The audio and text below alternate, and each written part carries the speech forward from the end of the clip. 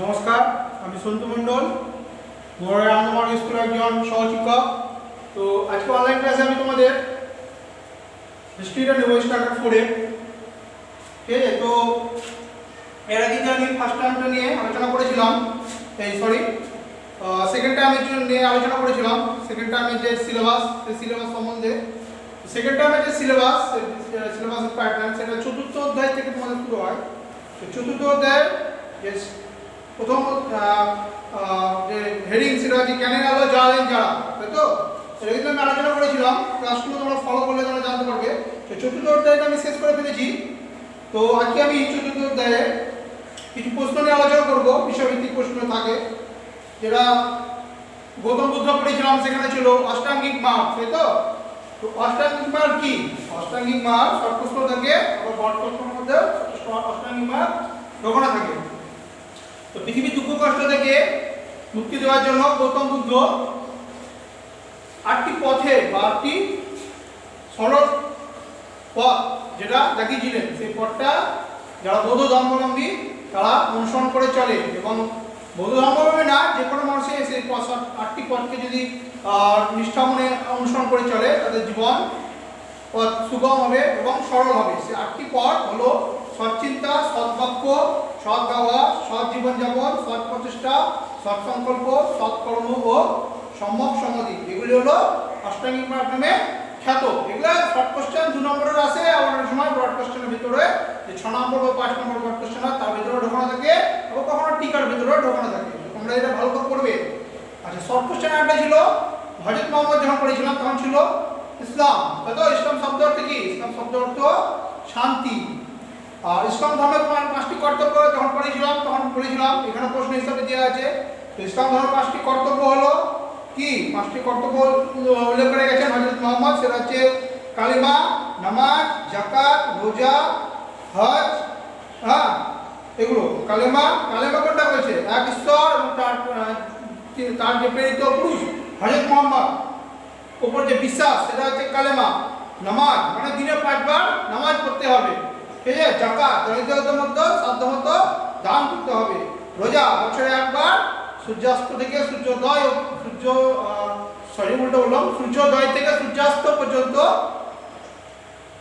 নির্জলা অভুক্ত থাকতে হবে, সেটা হচ্ছে গিয়ে রোজা। আর হজ জীবনে একবার মক্কায় তীর্থযাত্রা করতেই হবে। ঠিক আছে? মুসলিমদের যে প্রধান ধর্মক্ষেত্র বলতে গেলে বলা হয় যে মক্কা মদিনা, তাই তো? সেখানে একবার যেতে হবে জীবনে একবার। সেটাই দোহা। দোহা কখন কবির পড়েছিলাম তখন সেখানে দোহা ছিল। উপদেশ দেওয়ার জন্য কবি ছোট ছোট গান রচনা করেছিলেন, ছোট ছোট, সেগুলোকে বলা হয় দোহা। আর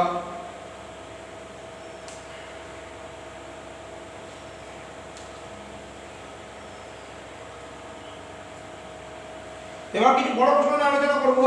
ঠিক আছে? বড় প্রশ্ন যে সব থেকে ইম্পর্টেন্ট প্রশ্ন, যেটা অনেকবারই পরীক্ষাতে পড়ে তোমাদের সেকেন্ড টার্মে, সেটা হচ্ছে সক্রেটিসকে শতকরা মৃত্যুদণ্ড দিয়েছিলেন কেন, বা সক্রেটিস সম্বন্ধে বড় প্রশ্ন পড়ে। ঠিক আছে? সেটা তোমরা পড়বে। আর কনফুসিয়াসের উপদেশগুলি কি কি, কনফুসিয়াস কি উপদেশ দিয়েছিলেন, সেটা বড় প্রশ্ন হিসাবে পড়ে। এগুলো নিয়ে আর আমি আলোচনা করছি না, কারণ সময় খুব কম। সেকেন্ড টার্মের জন্য যে প্রশ্ন কিছুদের মধ্যে হয়তো প্রশ্ন পদ্ধতি বিলি করতে পারে, সেই সিলেবাসটা আমাকে আগিয়ে নিতে হবে। এই প্রশ্নগুলো আর নতুন করে আমি পড়ছি না, কি কি আছে সেটা বলে দিলাম। সংকলনযোগ্য আজকে যে সিলেবাসটা নিয়ে আলোচনা করবো, সেটা হচ্ছে চতুর্থ অধ্যায় শেষ করে দিলাম। পঞ্চম অধ্যায়, সেটা হচ্ছে দেশে দেশে শিক্ষা, শিল্প ও সংস্কৃতি। ঠিক আছে? তো দেশে দেশে প্রত্যেক দেশে শিক্ষা, শিল্প, সংস্কৃতি গড়ে উঠেছিল। ভারতের মধ্যে তার ব্যতিক্রম নয়। তো প্রথমে যার দেশের কথা উল্লেখ আসছে, সেটা হচ্ছে গিয়ে প্রথমে যে ইন্ট্রোডাকশন, সেটা সম্বন্ধে বলতে গিয়ে বলবো যে গোয়াবাসী মানুষ থেকে জীবনে নানা বিবর্তনের মাধ্যমে মানুষ সভ্যতা সমাজ গড়ে উঠেছিল, তা আমরা আগে জেনেছি। জ্ঞান লাভের জন্য, মনের আনন্দে বিধানের জন্য অবসর সময়ে গুহায় তারা জীবনযাপন করত। কিন্তু মানুষ কি হয়েছিল?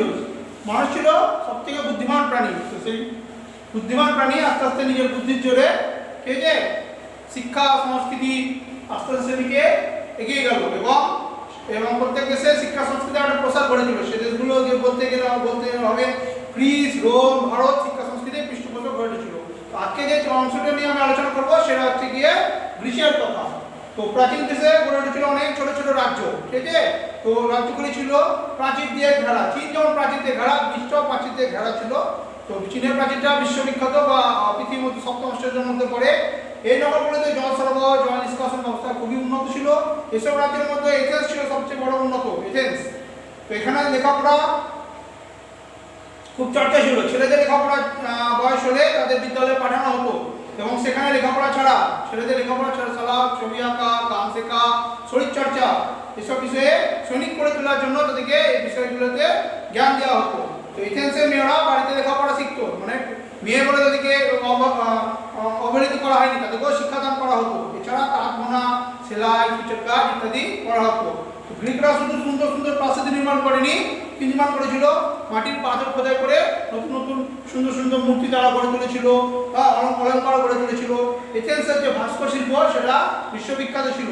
সেখানে অবরুষ কাঠ, ব্রোঞ্জ ইত্যাদি দিয়ে সুন্দর সুন্দর অপূর্ব সুন্দর মূর্তি তৈরি করা হয়েছিল। এথেন্সের নগরীকে সুন্দর করে সাজাবার জন্য সেদিকে শ্রেষ্ঠ ভাস্কর্য ফিদিয়াসের কথা বা ফিদিয়াসের নাম শুনবে, ফিদিয়াসের উপর ভার দেওয়া হয়েছিল এথেন্সকে সুন্দরভাবে সাজিয়ে তোলার জন্য। এথেন্সের নগরীকে সুন্দর করে সাজাবার জন্য এই ফিদিয়াসের উপরেই দায়িত্ব দেওয়া হয়েছিল। ফিদিয়াস ও তার শিষ্যরা গ্রিসের বিখ্যাত পার্থেননের মন্দিরটি সাদা মার্বেল দ্বারা তৈরি করেছিল। তো গ্রিসের আরেক নগরাষ্ট্রের কথা বলবো, সেটা হচ্ছে স্পার্টা। এই স্পার্টা নামটা আসতে তোমরা অনেক বইয়ে দেখে থাকবে, অনেক এনসাইক্লোপিডিয়াতে দেখে থাকবে বা শুনে থাকবে। স্পার্টা ছিল কি সবথেকে উন্নত, কঠোর পরিশ্রম, ছেলেদের সুবলিষ্ট শরীর, সবসময় শরীর চর্চা করতো, হ্যাঁ, এবং তাদের মধ্যে একটা কি বলবো, মানে একটা আলাদাই শিক্ষা অনুরাগিতার মধ্যে একটা পরিচয় পাওয়া যায়। সে যুগে ছেলেদের শরীর লেখাপড়ার থেকে শরীরচর্চায় বেশি জোর দেওয়া হয়েছিল, ঠিক আছে। ছেলেরা মতো মেয়েরাও শরীরচর্চা করতো। প্রত্যেক ছেলেকে সুশিক্ষিত করে সৈনিক, কারণ তাদেরকে সৈনিক হিসাবে গড়ে তোলার একটা প্রধান উদ্দেশ্য ছিল। তো মানুষের মানসিক উন্নতির দিকে স্পার্টার নজর দিত কম, বিলাসী দিকে একদম প্রশ্রয় যেত না। এথেন্স কিন্তু তার নাগরিকদের মানসিক উন্নতির দিকে নজর দিত। যে স্পার্টার কথা বললাম, তার উল্টো ছিল এথেন্স। এথেন্সে কি হতো? নাগরিকদের মানসিক উন্নতির কথা দিকে তারা বেশি নজর দিত। এখানকার নাগরিকরা ছিল উদার এবং উদার চিন্তাশীল এবং উদার মানসিকতা। তার প্রাচীন গ্রিসের সমস্ত বিখ্যাত লেখক এবং শিল্পীরা ছিলেন এথেন্সের লোক। মানে এথেন্সের যদি গ্রিসের কথা বলা হয়, গ্রিসে যত ভালো ভালো ভাস্কর্য, ভালো কবি, ভাস্কর্য শিল্পী, কবি, সাহিত্যিক যত এথেন্স থেকে এসছে। স্পার্টা থেকে খালি বীর পুরুষরা এসেছিল যুদ্ধ করার জন্য, কিন্তু ভালো ভালো সাহিত্যিক, যাদের সমাজে তাদের বড় অবদান, তাদের বেশি এথেন্স থেকে এসেছিল। তো দার্শনিক চিন্তা ভাবনাতে গ্রিসের এথেন্স নগরী ছিল সবার উপরে। এই যুগে এথেন্সের বিখ্যাত মহান দার্শনিক, যেটা একটু আগে বললাম, সক্রেটিস, একটু আগে বলেছিলাম, আগের চ্যাপ্টারে ছিল উল্লেখ, এখানেও আছে সক্রেটিস। তার শিষ্য প্লেটো ছিল একজন বিখ্যাত দার্শনিক, তিনি অনেক বই লিখেছিলেন। তার শিষ্য অ্যারিস্টটল ছিলেন সে যুগের শ্রেষ্ঠ জ্ঞানী ব্যক্তি। তাহলে এটা খুব ভালো করে মনে রাখবে যে সক্রেটিস শিষ্য ছিল প্লেটো শিষ্য ছিল অ্যারিস্টটল। এটা পরীক্ষা করে, সক্রেটিস তার শিষ্য ছিল প্লেটো শিষ্য ছিল অ্যারিস্টটল। গ্রিকরা অভিনয় দেখতে খুব ভালোবাসত। অভিনয় হলো খোলা আকাশের নিচে দর্শক বসত তাদের ঘিরে, স্থায়ী মঞ্চ, রঙ্গমঞ্চ, অর্থাৎ গ্রিক দেশের লোকেরা, হ্যাঁ, বা গ্রিসের লোকেরা কি করেছিল? রঙ্গমঞ্চ, খেলা, পশুর সঙ্গে মানুষের বিরুদ্ধে লড়াই, নাটক, গান, এগুলো তারা দেখতে খুব ভালোবাসত। তার জন্য তারা কি করেছিল? সফোক্লিস, হ্যাঁ, এবং রঙ্গমঞ্চে দেখার জন্য সফোক্লিস, এক্সাইলাস, ইউরিপিডিস ছিল প্রভৃতি যুগের বিখ্যাত নাট্যকার। সফোক্লিস এবং এদের নাট্যকারের নাম এরা। আর এগুলো দেখার জন্য এগুলো পরের কথা হবে, এগুলো কলোসিয়াম, এগুলো আছে পরে, এগুলো আলোচনা করবো। তো নাটক ছাড়া সেদিকে লেখা, গ্রিসে লেখা হয়েছিল ইতিহাস কি করে লিখতে হয় তা প্রথম দেখান হেরোডোটাস, ঠিক আছে। তাকে ইতিহাসের জনক বলা হয়। তাহলে কাকে ইতিহাসের জনক বলা হয়? হেরোডোটাসকে ইতিহাসের জনক বলা হয়। গ্রিক আর পারসিকদের যুদ্ধ নিয়ে তিনি একটি চমৎকার ইতিহাস বই লিখেছিলেন। প্রাচীন গ্রিসের নগরাষ্ট্রগুলোর মধ্যে ঝগড়া বিবাদ লেগে থাকতো। এসব বিবাদ স্থায়ী না হয় সেজন্য গ্রিকরা অলিম্পিক খেলার প্রচলন করেছিল, ঠিক আছে। অলিম্পিক খেলা মানে প্রাচীন গ্রিসের মধ্যে যখন সবসময় রাজ্য বা এরিয়া নিয়ে ঝগড়া বিবাদ যেখানে ঝগড়া বিবাদ যেন চিরস্থায়ী না হয় তার জন্য অলিম্পিক খেলার প্রচলন করেছিলেন। প্রতি 4 বছর অন্তর এই খেলাটা হতো, যেটা অলিম্পিক খেলা এখনো হয়। তো বিভিন্ন রাষ্ট্র থেকে প্রত্যেকের আসতো সে খেলা অনুষ্ঠিত। যে কদিন এই খেলাটা অনুষ্ঠান হতো সে কদিনই যুদ্ধের যে মেঘ কালো সেটা আকাশ থেকে সরে যেত, সবার মধ্যে একটা ভাইচারা ভাব থাকতো, সবাই মিলেমিশে থাকতো। ঠিক আছে, তাই গ্রিকে প্রথম দেখায় অলিম্পিক খেলা শান্তি মানে খেলার মাধ্যমে কি আবার শান্তি আনা যায় সেটা গ্রিকরা প্রথম দেখিয়েছিল। অলিম্পিক খেলা আজ চালু আছে, 4 বছর অন্তরে খেলা হয়। ঠিক আছে, এরপরে আমি রোমের কথা নিয়ে আলোচনা করব। আজকের মতো ক্লাসটা এখানে শেষ করছি। এবং যেটা একটু আগে বললাম যে রোমানরা অ্যাম্পি থিয়েটার তৈরি করেছিল রঙ্গমঞ্চ দেখার জন্য, এবং কলোসিয়াম তৈরি করেছিল যুদ্ধ খেলা দেখার জন্য, সেটা রোমানরা তৈরি করেছিল। রোমান নিয়ে আমি আলোচনা করবো। আজকের মতো ক্লাসটা এখানে শেষ করছি।